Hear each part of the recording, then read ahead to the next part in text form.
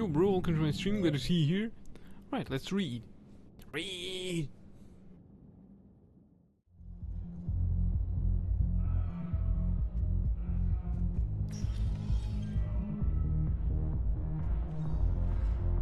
Those Cerberus bastards had us. Huh. Assholes. Right, I hope that this volume for the club music isn't too loud. Poor Bilal. They didn't have to take him out like that.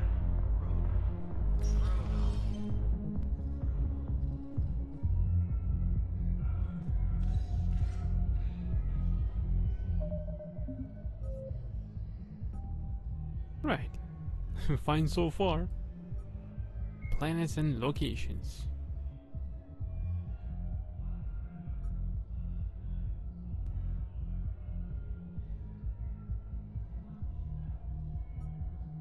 Rakana. The Drell homeworld of Rakana once teemed with life, its arid plains home to spectacular insect and reptile analogues, but the Drell took to industrialization early and did not realize the extent of the environmental damage they caused until it was too late. With their topsoil depleted and oceans too acidic to sustain life, the Drell were situated for a massive population crash by 2025 CE. It was then the Hanar stepped in, mounting a large-scale rescue operation to bring Drell to the Hanar homeworld Kaje. As wars erupted over the resources, or what resources remained on Rakana, and billions began to die, approximately 375,000 Drell escaped in the Exodus. To repay their debt, the Drell entered into an agreement with the Hanar. Called the Compact, it states that Drell would assist the Hanar with tasks the Hanar cannot physically perform. Today, high-ranking Hanar are often inseparable from their Drell attendants. Sanctum is known for the freezing ice storms which sweep across its poles and temperate zones, with only a thin strip of habitable land along the equator.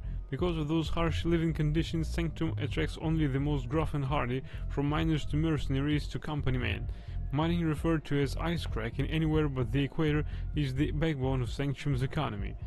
The planet is rich in platinum and palladium deposits, as well as boron, which is locally used in semiconductor doping. Sanctum's corporate factions have learned that Cerberus is involved in the planet's finances. Systems Alliance and intelligence agents embedded within the corporate strata are quietly urging the companies to confront Cerberus directly, but so far financial bickering has kept Sanctum's major stakeholders from acting against the elusive man.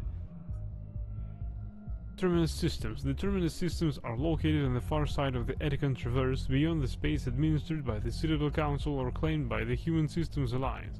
It is populated by a loose affiliation of minor species, united only in their refusal to acknowledge the political authority of the Council or adhere to the Citadel Conventions. Their independence comes at price. The terminus is fraught with conflict. War among the various species is common, as governments and dictators constantly rise and fall. The region is a haven for illegal activities, particularly piracy and the slave trade. At least once a year a fleet from Terminus invades the nearby Etikon Traverse. These attacks are typically small raids against poorly defended colonies. The Council rarely retaliates, as sending patrols into the Terminus systems could unify the disparate species against their common foe, triggering a long and costly war. The Migrant Fleet. The flotilla or the Migrant Fleet is a fleet of roughly 50,000 starships that houses over 17 million Quarians. The largest collection of starfaring vessels in the galaxy, the fleet is so large it may take days for all the ships to pass through a mass relay. The ships are constantly repaired, replaced and upgraded to comfortably house as many Quarians as possible. Typically, ships specialize in roles for the fleet, from the enormous agricultural life ships to the shield lab ships to the repurposed freighters known as home ships that house Quarian children, young parents and educators. Employed Quarians typically live in the ship they work on, since commuting from ship to ship ties up resources within unnecessary docking procedures. Even within the flotilla, Quarians on most ships will remain encased in their protective suits. Rarely Quarians will meet on clean ships for specific purposes such as medical services or reproduction. When this occurs, they remove their suits, knowing full well that it is likely they will spend a few days having allergic reactions or getting over infections, as their weakened immune systems compensate for each other's presence. The Perseus Veil. As past in natural beauty as it is in threat, The purple and gold nebula called the Perseus Veil forms the natural border between Geth space and the Terminus systems. The Veil's total opacity prevents Council intelligence from surveying Geth activity. Theoretically, the Geth could be preparing a devastating attack against which the Council could be defenseless, or the Geth could have died out, so that the defense budget against them could be gaining the Alliance nothing but economic ruination. Despite fears of Geth, prospectors do occasionally mount salvage ventures inside the Veil. One ended in tragedy. Using technomental domination, the Geth drew the team into the Veil before aiming them back as husks at the organic society that produced them. A leaked classified Spectre report claims that the Dreadnought Sovereign, commanded by ex-Spectre Saren Arterius, and crewed by Geth, hid near the Veil before initiating the 2183 Citadel attack. Vermeer. Vermeer is a lush world located on the frontier of the Attican Traverse. Its vast seas and orbital position on the inner life zone have created a wide equatorial band of humid, tropical terrain. Only the political instability of the region has impeded efforts at colonization. Many times the Citadel has opened negotiations to settle Vermeer with the various criminal gangs and petty dictatorships in the nearby Terminus systems.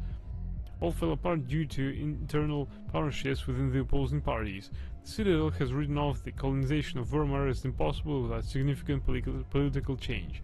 The Terminus powers themselves are unlikely to ever settle Vermeer, most lack the resources to support settlement of a virgin world, finding it more expedient to steal from their neighbors than build for themselves.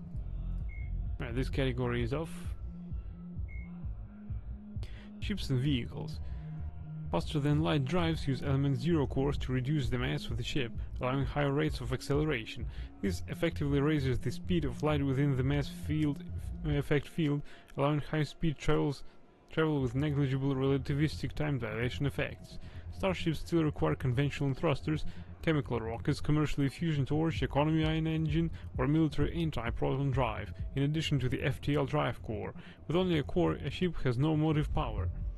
The amount of ESO and power required for a drive increases exponentially to the mass being moved and the degree it is being lightened. Very massive ships or very high speeds are prohibitively expensive. If the field collapses while the ship is moving at faster than light speed, the effects are catastrophic. The ship is snapped back to sublight velocity, the enormous excess energy shed in the form of lethal Cherenkov radiation. Military ship classifications.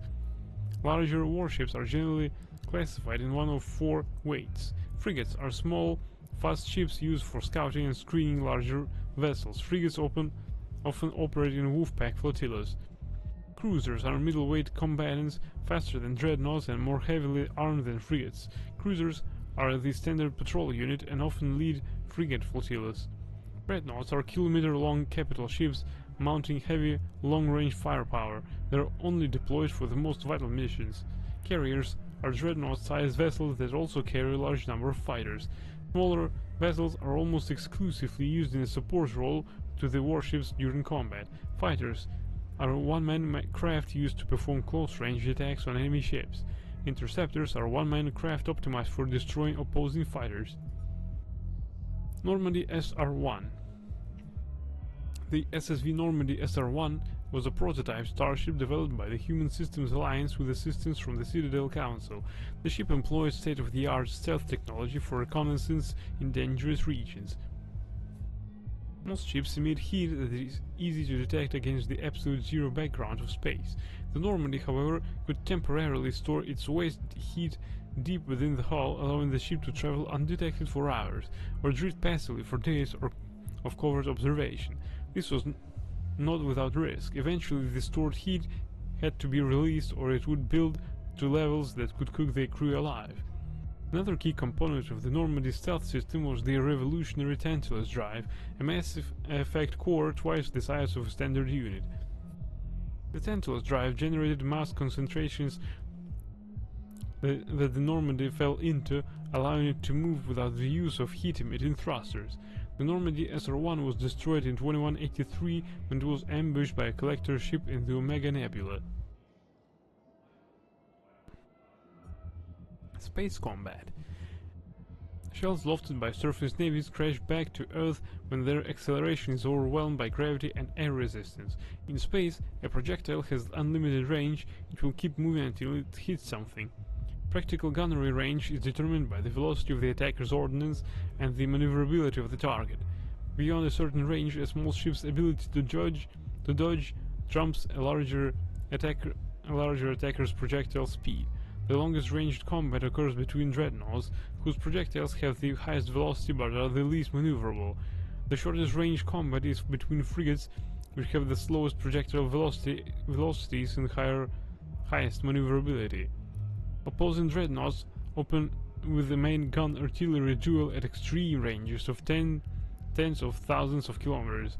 The fleet close, maintaining evasive lateral motion while keeping their bow guns facing the enemy. Fighters are launched and attempt to close to disrupt their torpedo range.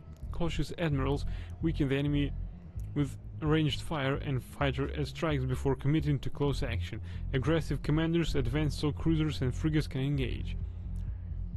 At long range, the main guns of cruisers become useful. Friendly interceptors engage enemy fighters until the attackers enter the range of ship-based Guardian fire. Dreadnoughts fire from the rear, screened by smaller ships. Commanders must decide whether to commit to a general melee or retreat into FTL. At medium range, ships can use broadside guns. Fleets intermingle and it becomes difficult to retreat in order. Ships with damaged kinetic barriers are vulnerable to Wolfpack frigate flotillas that speed through the battle space. Only fighters and frigates enter close knife fight ranges of 10 or fewer kilometers. Fighters lose their disruptor torpedoes, bringing down the ship's kinetic barriers and allowing to be swarmed by frigates. Guardian lasers become viable weapons, swatting down fighters and boiling away warship armor. Neither dreadnoughts nor cruisers can use their main guns at close range. Laying the bow on a moving target becomes impossible. Superheated thrusters exhaustion becomes a hazard. Wolfpack. Woof woof. Technology. Artifacts. The Citadel Council has called for the immediate donation of Prothean artifacts to bolster the war effort, primarily items of Reaper origins and recordings for their attacks. The Exogenic Corporation set an example by donating a store of newly discovered paleotechnology and releasing the data archives of deep space research colonies destroyed by the Reapers. Several private collectors have since stepped forward to donate the entirety of their collections. But despite an offer of amnesty for anyone concealing such artifacts, not everyone has responded as the Council hoped. Several artifacts have been found in obscure underground markets on safe haven worlds, presumably sold by newly arrived refugees who needed funds to survive. Reports say that smugglers continue to sell stolen artifacts, and armed raids on archaeological sites have rendered even legal operations extremely hazardous. After several reports of mercenary groups turning on the archaeologists who hired them, Elna's Risk Control Services began to offer security details for archaeological sites at considerably reduced rates. So they could be buying out.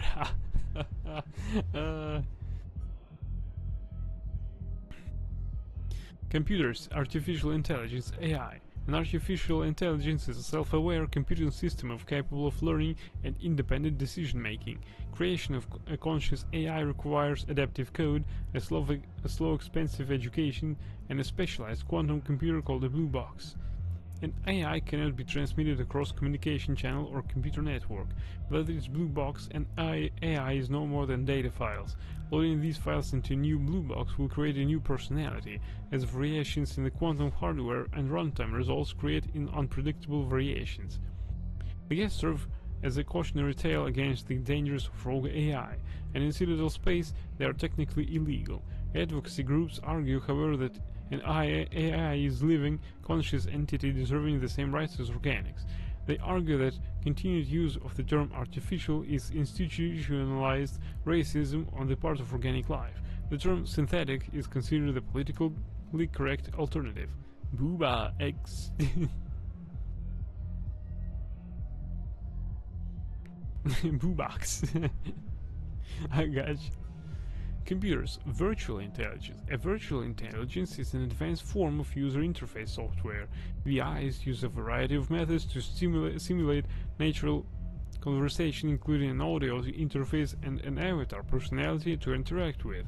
Although VI can provide a convincing emulation of sentience, they are not self-aware, nor can they learn or take independent action. VIs are used as operating systems on commercial and home computers. Minimal VI agents are also available. Agents are compact and specialized. Some serve as personal secretaries, filtering calls and scheduling meetings based on user-defined priorities. Others are advanced search engines propagating themselves across the extranet to collate user-requested data. Commercial VIs in a variety of stock personalities are available at any software retailer. Boutique firms and hobbyists also build unique VIs to personal specification. Although software emulation of living personalities is illegal, reconstructions of famous historical figures are common. Reaper War. The Reapers took Earth in a matter of hours. The Alliance knew the first wave would arrive from Batarian space, but they were unprepared for the speed and scale of the attack. The Reapers bypassed the 6th and 7th fleets at Terra Nova and Eden Prime, flying straight from relay to relay where they could neither be tracked nor intercepted. The tactic was unexpected, since the navies of organic species would never risk coming out of FTL within combat range or leaving enemies at their backs to threaten supply lines. At Arcturus Station, more than a dozen Reaper capital ships engaged the Alliance 2nd, 3rd and 5th Fleet. This was mere screening for the main force. Dozens more capital ships continued through the Charon relay, where the 1st Fleet had been lying in wait but was soon destroyed. The 4th Fleet near Earth had a few minutes of advance warning. It stood no better chance. After destroying Earth's convoys, smaller Reaper destroyers wiped out all GPS and communication satellites on Earth's orbit and cut the undersea fiber optic cables that linked the continents. Earth resistance now relies on outdated radio towers and a few quantum entanglement communications whose matched pairs happen to be on other continents or outside the Sol system. Communication is so limited that the fate of entire nations remain unknown. The capital ships bombarded defense installations and industrial centers, annihilating entire cities with populations in the low millions, including Adelaide, Hamburg, Al-Jubail and Fort Worth. Meanwhile, Reaper destroyers descended into the atmosphere to melt roads and capture population centers with minimal loss of life. This is not an example of the Reapers being merciful. More likely they are herding their prey to make the coming harvest that much easier. The fall of Karshan. For every 1,000 Batarian refugees, there are 1,001 stories about how the Reaper invaded the Batarian systems. A few elements are common to almost every version, however. The Reapers arrived first in the Vular system and immediately destroyed its communications network. The Hegemony's Department of Information Control blamed the loss of signal on space weather, but scrambled ships to the system nonetheless. Within a day, Reaper capital ships appeared in the Harsa system and descended on the Batarian homeworld Karshan. For all the rhetoric about the Hegemony's military prowess, the response to the Reapers was uncoordinated. Moments after the information minister took to the extranet and announced that unknown ships were destroying all space traffic near Karshan, the defense minister declared there was no reason to panic.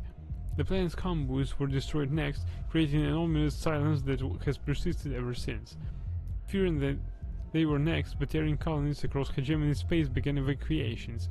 So many refugees poured into the human-occupied Exodus cluster that Systems Alliance officials at first thought the Batarians were invading. More systems have gone dark as their convoys were destroyed, and millions more Batarians trapped on their planets sit waiting for the Reapers. The Battle of Palaven. When Tetras fell, the Turians knew little about the Reapers except that they wanted to enrage the Turians. Staying calm, the Turians massed in force around Palaven, their homeworld.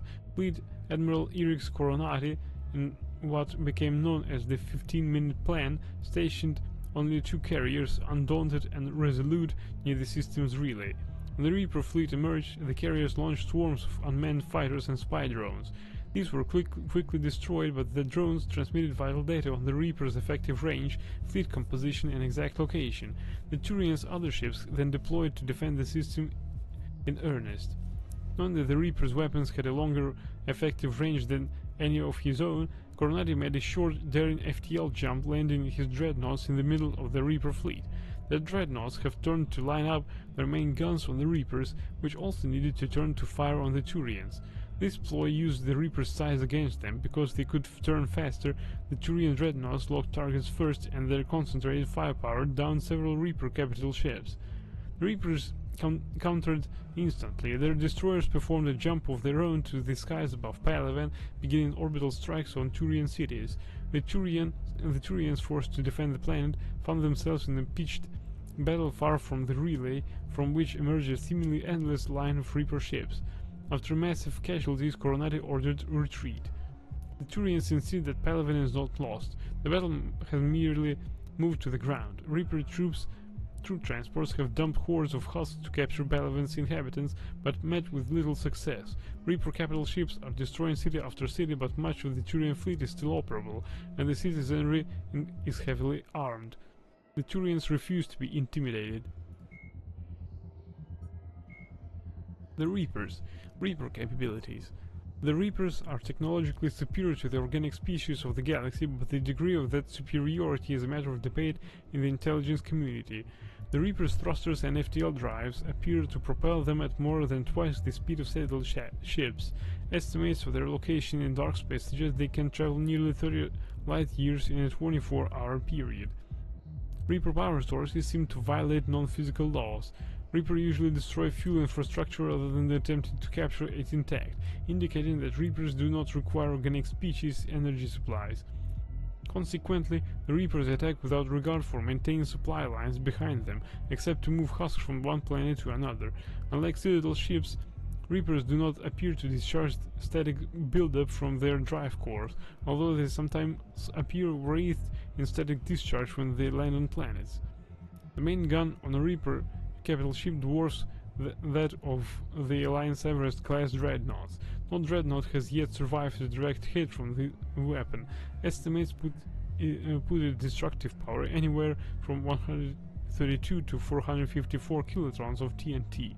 Even if the target is hardened, as in the case of surface-based missile silo, the gun can instead bury the target beneath molten metal. Precise targeting computers and correctors also give Reaper weapons a longer effective range than organic dreadnoughts or cruisers. The kinetic barriers on a Reaper capital ship can shrug off the firepower of a small fleet. Weapons specifically designed to overcome shields, such as the Javelin, Guardian lasers, or the Thanix series, can bypass the barriers to some degree. The difficulty is getting close enough to use them. The surface-mounted weaponry on Reaper ships, similar in principle to Guardian, presents an effective defense against inorganic species fighters. TNT, I'm dynamite! Weapons, armor, and equipment. I think we've read about body armor.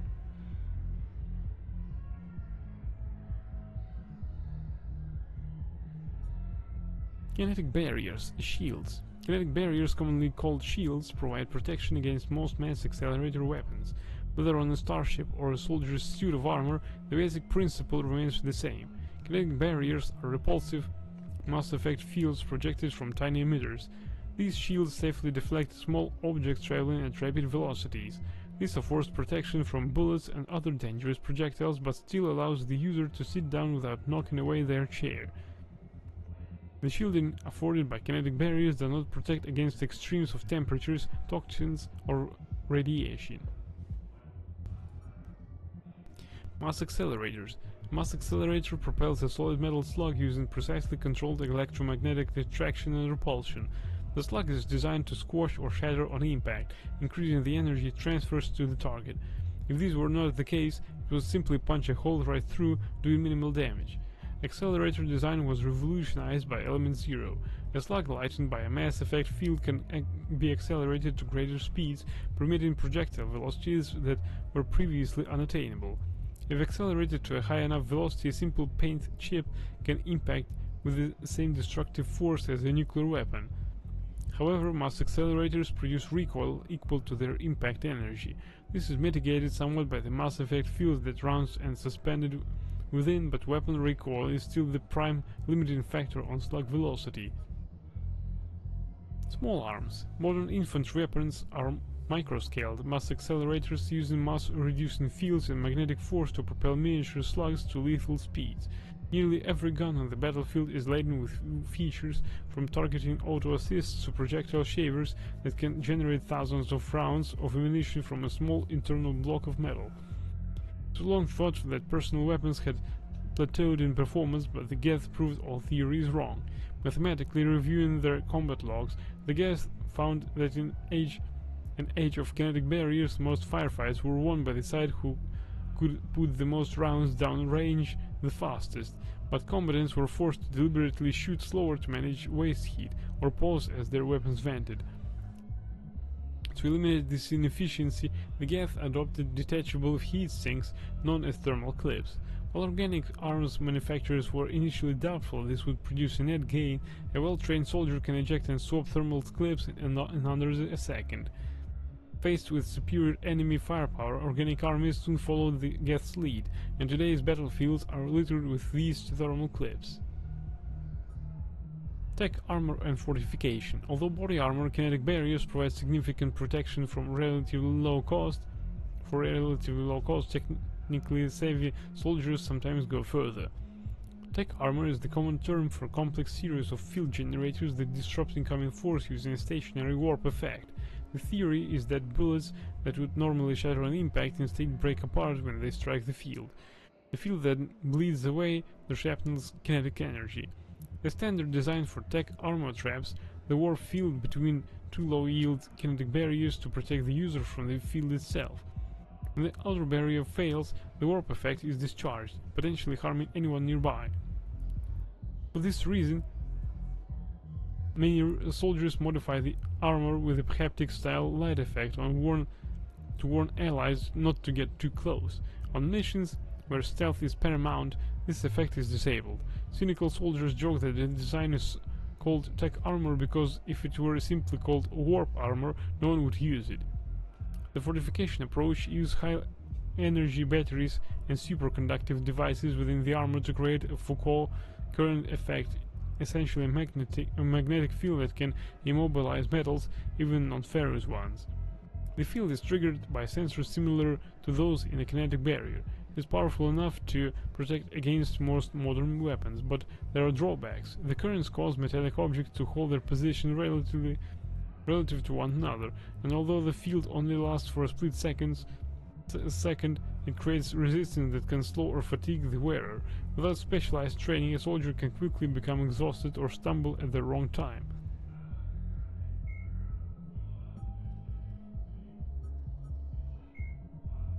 Admiral Stephen Hackett, Flight Lieutenant Jeff Joker Moreau, is a respected pilot with the Alliance Navy.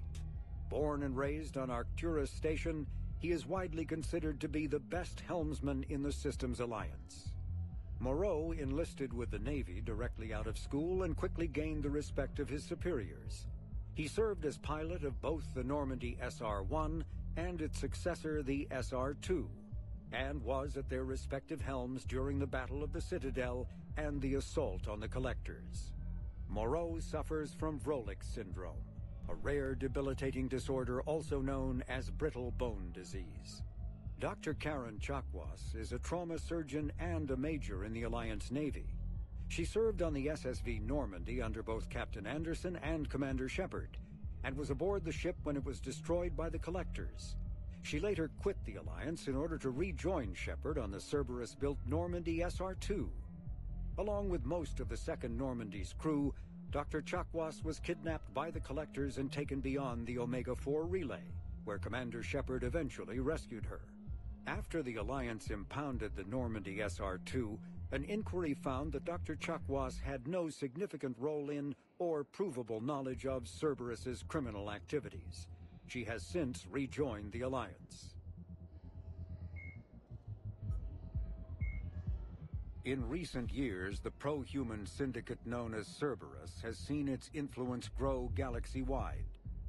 The largely untraceable organization now includes private intelligence agencies, biotics laboratories, research facilities, and the lucrative corporations that provide a front for it all.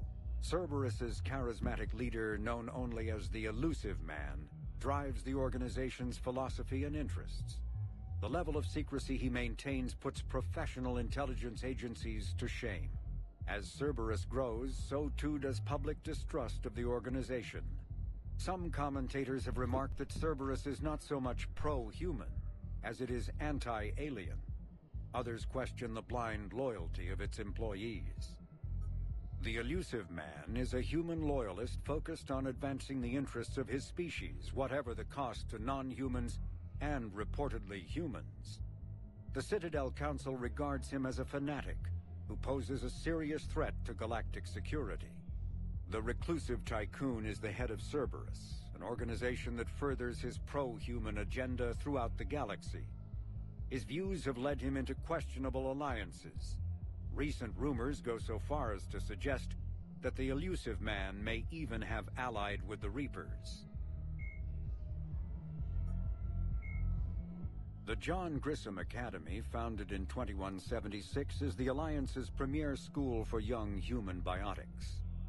The institution is housed in a space station in orbit over the human colony of Elysium. Its main program, the Ascension Project, is designed both to train and monitor young biotics, as well as help them integrate into society after graduation. Unlike the project's previous incarnation, Biotic Acclimation and Temperance Training, or BAT, the training is not exclusively military in nature. The Academy also employs scientific personnel, including Dr. Kaylee Sanders, to develop synthetic intelligence systems and biotic amplifiers like the new L4 implants. Biotics is the ability of rare individuals to manipulate dark energy and create mass effect fields through the use of electrical impulses from the brain. Intense training and surgically implanted amplifiers are necessary for a biotic to produce mass effect fields powerful enough for practical use. The relative strength of biotic abilities varies greatly among species and with each individual. There are 3 branches of biotics. Telekinesis uses mass-lowering fields to levitate or impel objects. Mass-raising kinetic fields are used to block or pin objects. Distortion uses rapidly shifting mass fields to shred objects. Most organic species are capable of developing biotic abilities, though there are risks involved. Biotics are the result of in utero exposure to element 0.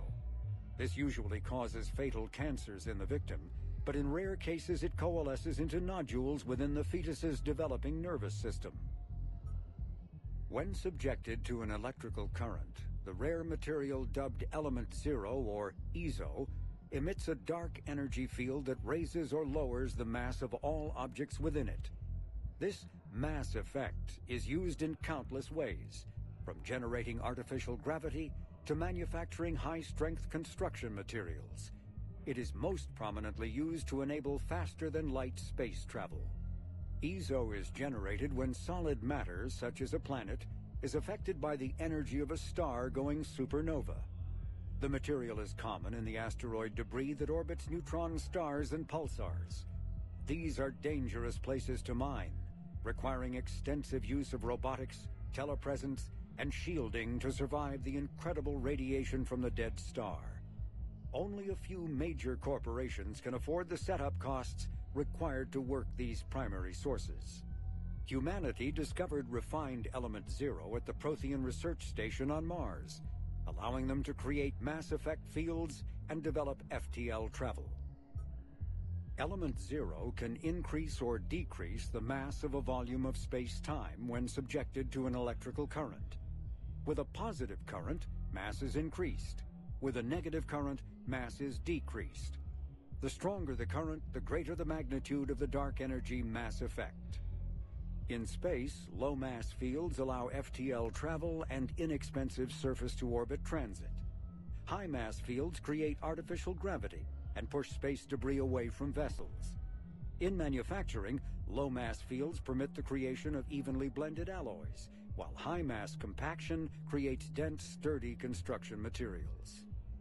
The military makes extensive use of mobility-enhancing technologies, with Mass Effect utilizing fighting vehicles standard frontline issue in most military forces.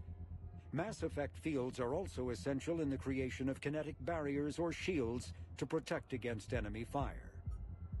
Once believed to be of Prothean origin, mass relays were in fact created by the Reapers, using technology far beyond that of other living species. The enormous structures, scattered throughout the stars, create corridors of virtually mass-free space. This allows instantaneous transit between locations normally separated by years or even centuries, using conventional FTL drives. Primary mass relays can propel ships thousands of light years. The flight path, however, is fixed to a single relay elsewhere in the galaxy. By contrast, secondary relays, while only capable of propelling ships a few hundred light years, can reach any other relay within their limited range.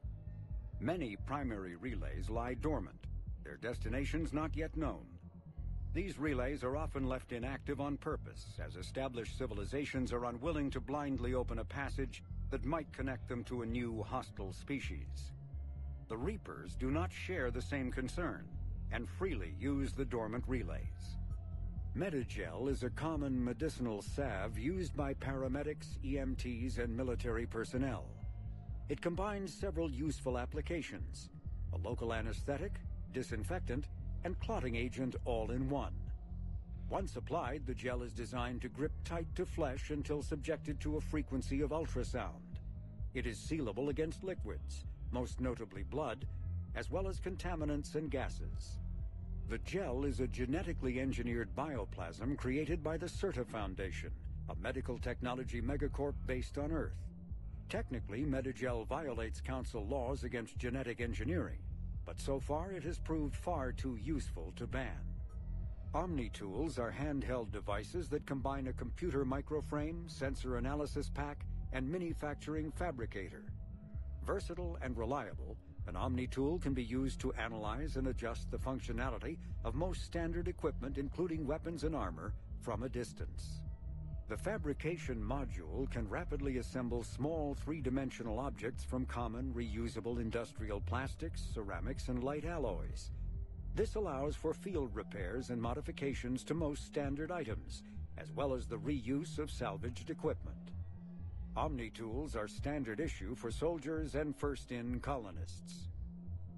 The Genophage bioweapon was created to end the Krogan rebellions. The Turians fought the Krogan to a standstill, but the sheer weight of Krogan numbers indicated they could not be stopped through conventional means. The Turians collaborated with the Solarians to engineer a genetic counter to the Krogan's rapid breeding.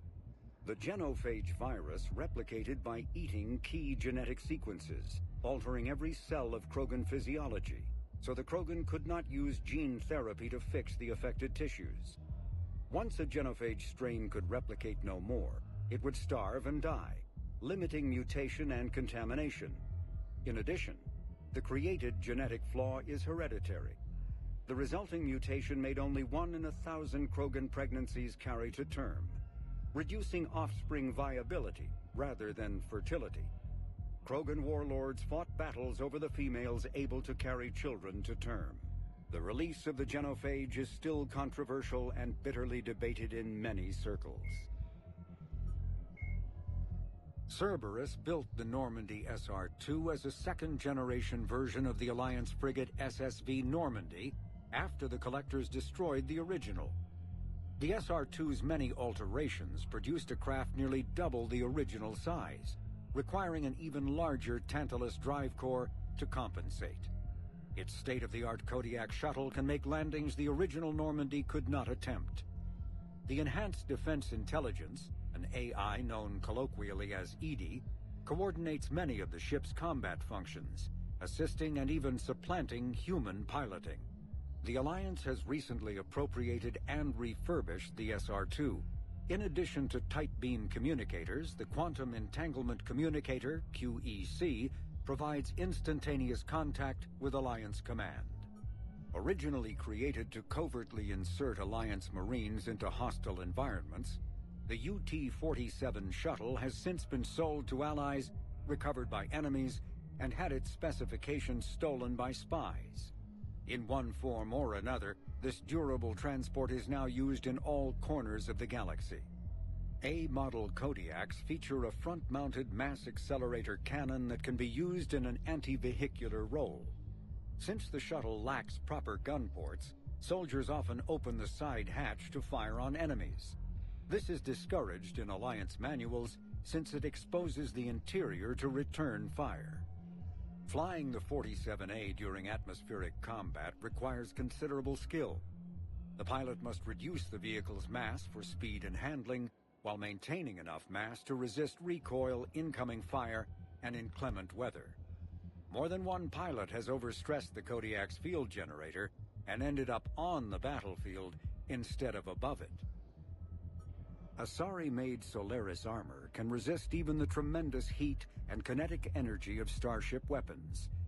The armor is nearly unsurpassed in strength because its central material, carbon nanotube sheets woven with diamond chemical vapor deposition, are crushed by mass effect fields into super-dense layers, able to withstand extreme temperatures. That process also compensates for the diamond's brittleness. Diamond armor itself has two limiting disadvantages. First, while nanotubes and CVD diamond construction have become cheaper in recent years, it remains prohibitively expensive to coat starships or aircraft larger than fighters in Solaris material. Second, the armor must be attached to the ship's superstructure, so shock waves from massive firepower can still destroy the metals beneath the armor itself. A popular misconception holds that the diamond composition of Solaris armor gives it a sparkle. In fact, atmospheric nitrogen impurities during the super-hot forging process give the armor a metallic gray or yellow sheen. Cyclonic barrier technology, CBT, attempts to solve the higher-end limitations of traditional kinetic barriers. Traditional barriers cannot block high-level kinetic energy attacks, such as disruptor torpedoes, because torpedo mass effect fields add mass. The CBT violently slaps aside rather than halting incoming linear force. By rotationally firing their mass effect field projectors, ships create rapidly oscillating kinetic barriers instead of static ones. Shooting through the CBT is like trying to shoot at a target inside a spinning ball. Significant drawbacks to current CBT configuration prevent its use on anything other than frigates and fighters. Its many high-frequency sensors and emitters require frequent maintenance and replacement. A partially damaged CBT can endanger its operator, who is surrounded by rotating mass effect fields, skewing in unpredictable directions. Fortunately, if an emitter is damaged, the CBT corrects to become a traditional shield array, a safety feature that makes it most effective during opening volleys. After the Battle of the Citadel, human and Turian volunteers spent 3 months clearing the station's orbit of debris. During the cleanup, the Turians secretly salvaged Sovereign's powerful main gun, along with much of the weapon's Element Zero core. 11 months later, the Turians introduced the Thanix, a scaled-down version of the weapon. The Thanix's core is a liquid alloy of iron, uranium, and tungsten, suspended in an electromagnetic field powered by Element Zero. The molten metal, accelerated to a significant fraction of the speed of light, solidifies into a projectile as it is fired, hitting targets with enough force to pierce any known shield or armor. The gun can fire reliably every 5 seconds. The weapon's relatively small size allows it to be mounted on most fighters or frigates. It is now widely used by the Alliance military and is the primary weapon on the refurbished Normandy SR-2.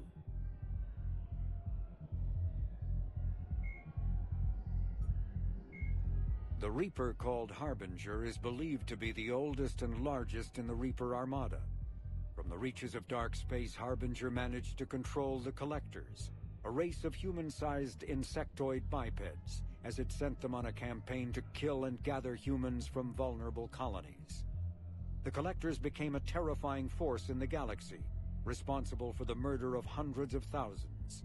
Surviving colonists have described the tone of Harbinger's threats heard through the Collectors as they attacked as visceral and terrifying. Alliance intelligence has tentatively identified Harbinger as one of the Reapers leading the attack on Earth. A myth common to several cultures in the galaxy Reapers were once imagined as space monsters that consumed entire stars. Archaeologists who searched for the sources of such myths found little besides the themes of all-consuming devils that are common to primitive cultures. Although accurate information about the Reapers remains scarce, the galaxy now knows that the Reapers are not a myth. They are a real and devastating threat. Sovereign was the first Reaper encountered by the modern Citadel races. Military leaders initially assumed that Sovereign was a Geth or Prothean flagship commanded by Saren Arterius, a rogue Spectre. The truth was far more alarming. The massive ship was itself intelligent, and Saren proved to be under its control. The attacks by Sovereign against Eden Prime and the Citadel removed any uncertainty about the Reaper's technological superiority. Sovereign's formidable shielding and firepower allowed it to hold off the combined fleets of the Citadel, and its mass effect fields proved powerful enough to let the enormous vessel land on a planet's surface. Sovereign's mission, to open a mass relay that would transport the other Reapers from dark space, proved its undoing.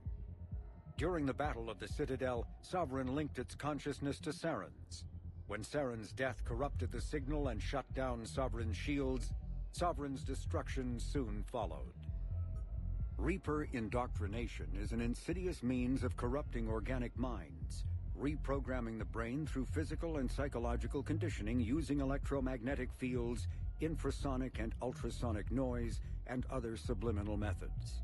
The Reaper's resulting control over the limbic system leaves the victim highly susceptible to its suggestions. Organics undergoing indoctrination may complain of headaches and buzzing or ringing in their ears. As time passes, they have feelings of being watched and hallucinations of ghostly presences. Ultimately, the Reaper gains the ability to use the victim's body to amplify its signals, manifesting as alien voices in the mind. Indoctrination can create perfect deep cover agents. A Reaper's suggestions can manipulate victims into betraying friends, trusting enemies, or viewing the Reaper itself with superstitious awe. Should a Reaper subvert a well-placed political or military leader, the resulting chaos can bring down nations. Long-term physical effects of the manipulation are unsustainable. Higher mental functioning decays, ultimately leaving the victim a gibbering animal. Rapid indoctrination is possible, but causes this decay in days or weeks. Slow, patient indoctrination allows the thrall to last for months or years. The Citadel races have classified the known variants of Reapers into 4 types. Capital ships are Sovereign-class Reapers 2 kilometers in length. They typically target the dreadnoughts, defense installations, and industrial cities of organic civilizations. Experts believe the Reapers harvest a single species of organics during each cycle of extinction to create these massive ships. Some capital ships are capable of launching small drones equivalent to fighters. Destroyers are 160 meters long and, in astounding numbers, make up the bulk of the Reaper fleet. They engage cruisers and other smaller ships, as well as communications posts and enemy command centers. Research suggests destroyers are created from those species that are not harvested to make capital ships. Troop transports carry husks to unconquered planets and bring victims of the harvest to Reaper processing centers. They vary in length from 200 meters to 1 kilometer, but unlike capital ships and destroyers, do not appear to be self-aware. Instead, other Reapers operate troop transports remotely. Processors, also called slaughter ships, are mobile centers for mass DNA harvesting. Like troop transports, processors appear to be remotely operated by sapient Reapers. The Brute is a hulking amalgamation of Turian and Krogan victims of the Reapers. Because tissue from dextroprotein species like the Turians is incompatible with levoprotein species like the Krogan, implants regulate the Brute's body chemistry to combat organ rejection. It is the fusion of Turian military skill and Krogan blood rage that makes the Brute such a formidable enemy, capable of destroying armored vehicles to get to the soldiers inside. Troops are advised to keep their distance and, whenever possible, not engage a Brute alone. Cannibals are frontline Reaper units created from corrupted Batarians. The nickname refers to their propensity to devour the bodies of fallen comrades. This triggers a biochemical process through which the cannibals spontaneously heal themselves and grow new chitinous armor. The transformation also appears to give cannibals a greater awareness of their surroundings, leading to more strategic behavior and careful use of battlefield cover. Husks are the aggressive, mindless foot soldiers of the Reaper armies. They are created by impaling either living or dead humans on mechanical spikes that rapidly extract water and trace minerals and replace them with cybernetics. These cybernetics reanimate the lifeless flesh and tissue, transforming the bodies into horrifying killing machines. The Reapers use large groups of husks to overwhelm the enemy. The husks' inability to feel pain, as well as their tendency to attack in groups, makes them particularly deadly adversaries. Marauders are harvested Turians that command and protect other Reaper troops. The lean, armored creatures present a significant threat in and of themselves, but they are especially dangerous when leading a Reaper task force. Alliance Marines have observed Marauders fortifying husks and cannibals by enveloping them in a ribbon of energy that forms a scabby shell of armor. For this reason, when Alliance soldiers encounter a Marauder alongside husks or cannibals, standing orders are to target the Marauder first. The Reaper weapon, nicknamed Blackstar, is so advanced that Alliance scientists can only offer speculation about how it works. The gun appears to exploit an Element Zero core and mass effect fields to fire gravitational singularities, micro-black holes, that revert to their natural lethality when they impact a solid object.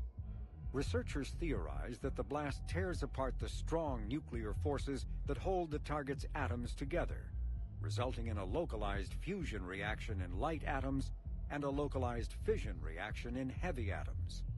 If that hypothesis is correct, the weapon alters nuclei, thus changing the chemical composition of the target.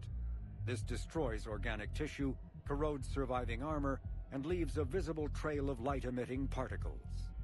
Although some might argue that the Blackstar's single-launch capability makes it a liability, its capacity for utter destruction is essential when the user requires large-scale, instantaneous damage.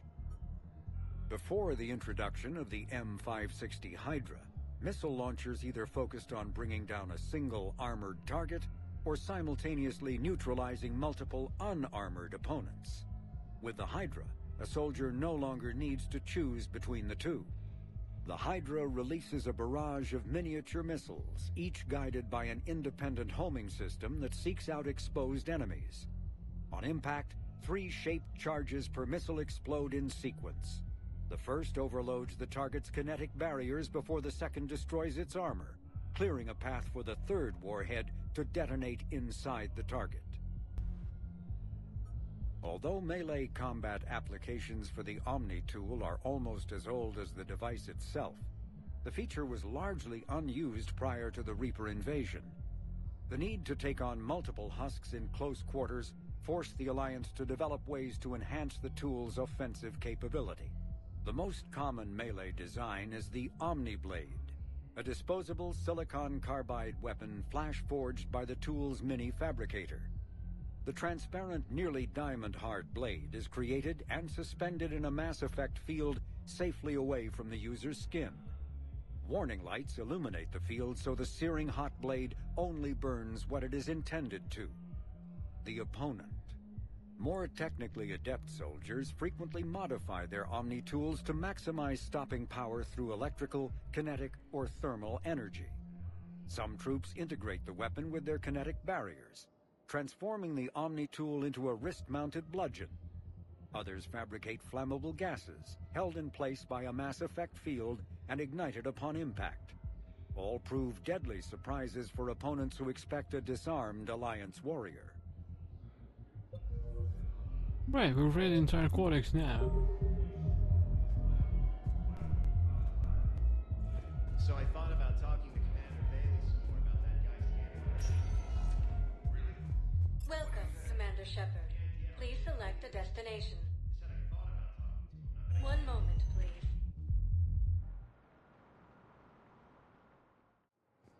Now arriving at docking bay D-24.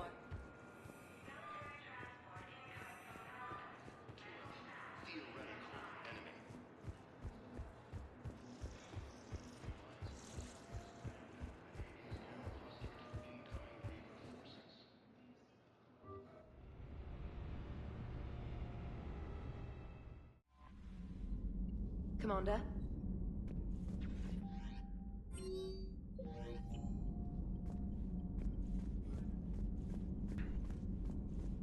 Right, I wanted to do something while we were reading, because I've read something interesting new about whatever we did, but I already forgot.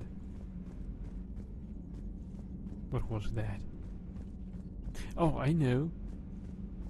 We need to check on Dr. Chakwas.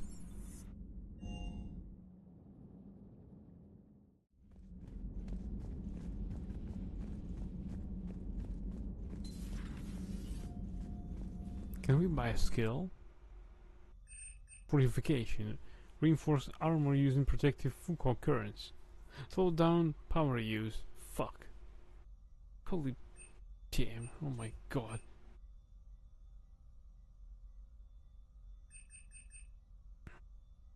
I thought it would be useful, but it is not.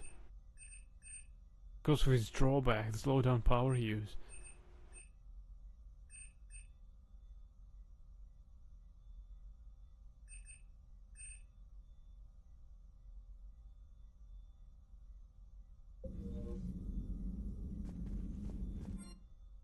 Reassign powers. Yeah.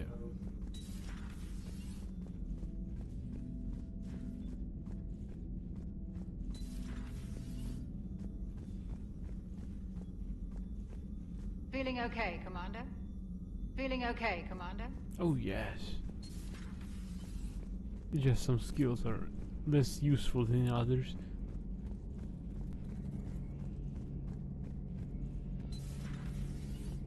How's it going? How's it going?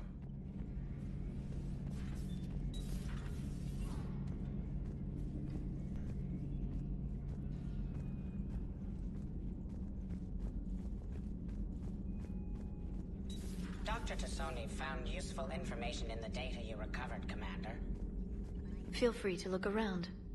Feel free to look around. Advanced biotic implants. This advanced AMP is a sophisticated biofeedback system that interfaces with a set of armor microcomputers. The AMP can be said to help streamline the use of biotic skills and combat powers, or increase their damage instead.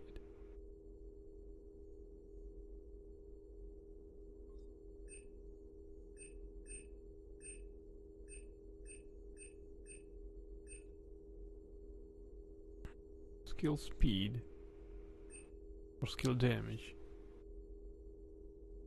I don't know, mostly my skills have lower damage. Well, I don't even think I need the power damage bonus. Your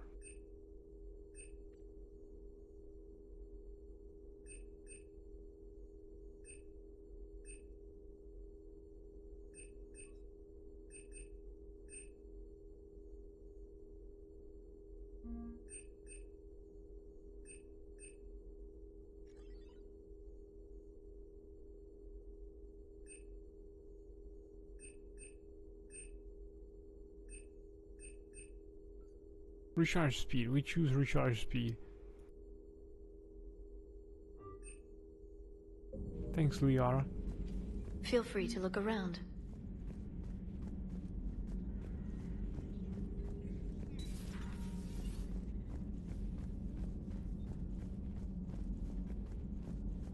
Ben Hood.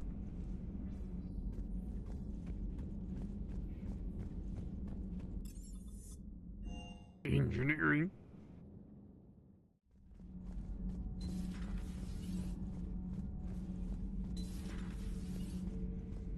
Where the hell is he?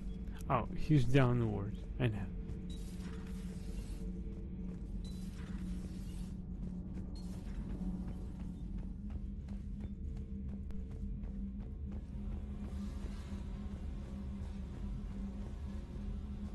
Commander.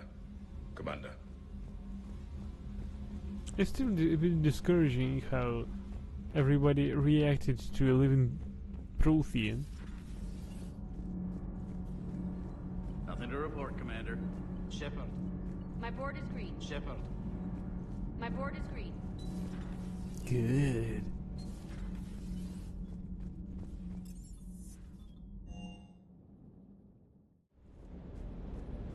I appreciate you checking in on me.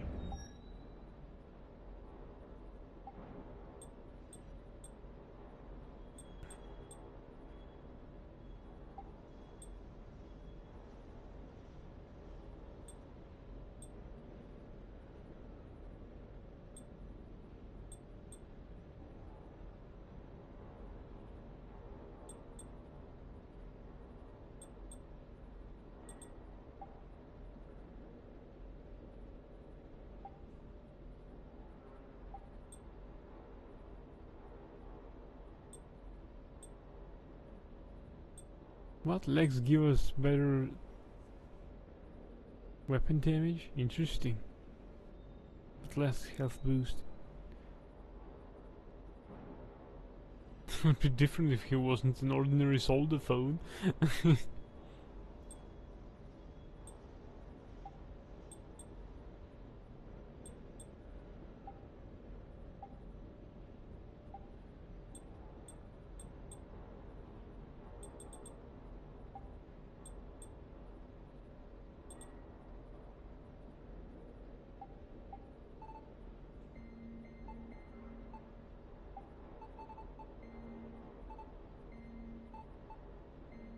Tin 2, what is it? Oh, it's this.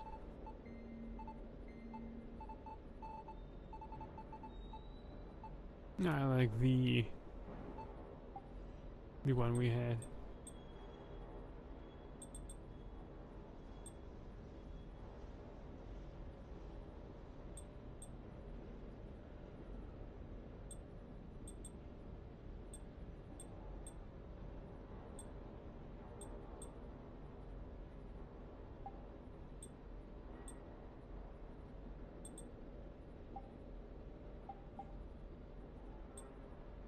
No, we use standard issue.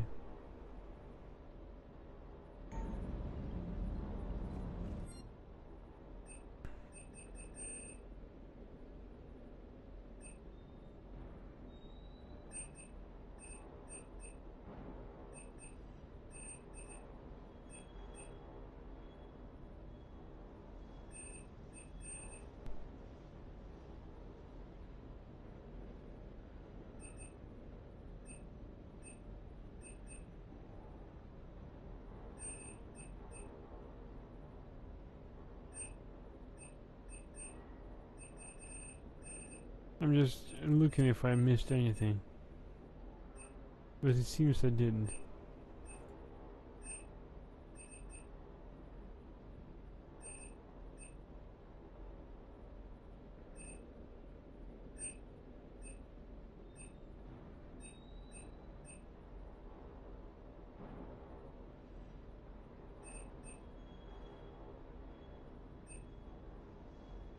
Aquarium VI.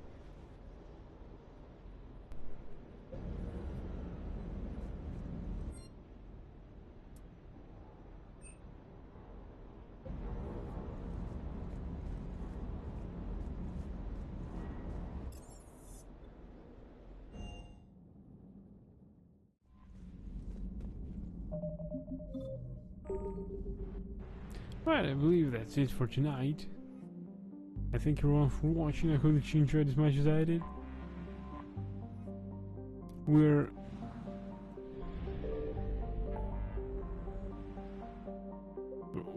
plotting a new course and going to raid somebody.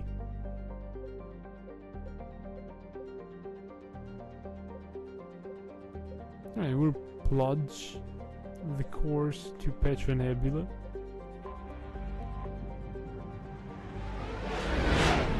It appears to be the last one. I mean, the last system that we haven't yet. Huh. Brewston Academy. Oh, we've been here.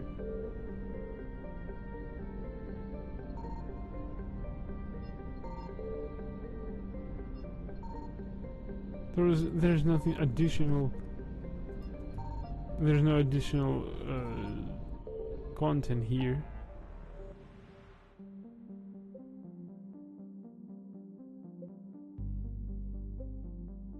Scan for Dr. Gurneau. Alright, we'll go there. It's a DLC meeting.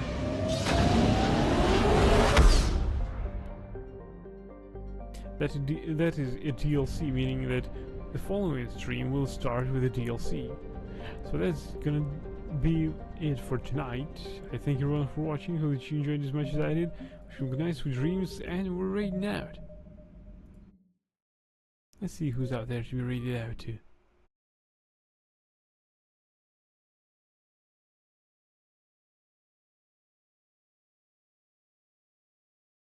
I can see Mary's Young Therapy plays Persona 5 Royal again. Well, she's a candidate number 1 for raids.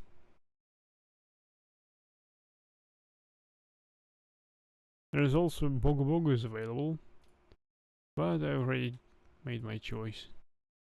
Right, we're going to raid out to Mary's Young Therapy. She plays Persona 5 Royale. I thank you again for watching. Hope that you enjoyed as much as I did. Wish you good night, sweet dreams. Please give some love to Mary Young Therapy, and until next time, everyone, bye.